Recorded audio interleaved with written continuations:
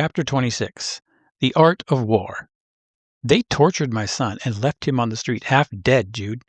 We let them walk in here, walk into our house, and now they're kicking us around like dogs. What good is it doing? Governor, if you could find those soldiers who hurt your son, what would you do to them? Jude asked.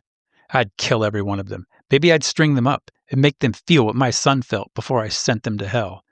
Then would you win? At least I'd feel better, and they wouldn't be around to torture any more innocent people. Would that be the end of it? What about their parents?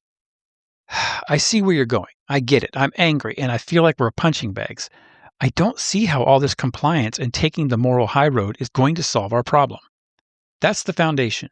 But we still need to build the house. We're not rolling over, Governor. We're preparing for battle on our terms.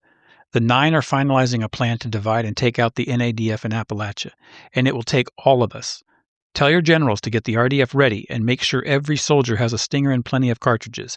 They will be a critical part of the operation, and they will need to be in plain clothes. Mission training begins in 3 days. You mean we're really going to go after these bastards?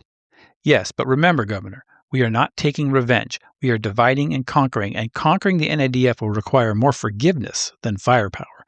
You'll see what I mean. Here are some insights. For context, the Appalachia Governor's son was tortured in one of those Patriot Guard torture hotels that were trying to intimidate people of Appalachia.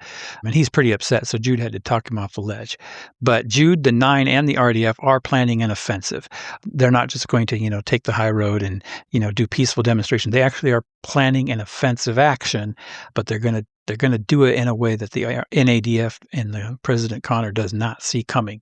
So the RDF and the 9 are going to do the actual fighting part of it, and they're going to divide and conquer. And their goal is 0 body count, and they're going to use overwhelming force. And the way they can use overwhelming force is because they have numbers. They have a lot of people. There are a lot of Sparrows. Even if they're not fighters, they only have a few fighters, they still have a lot of people. And the reason they can divide and conquer is because the NADF is, trying to maintain order in all 10 regions.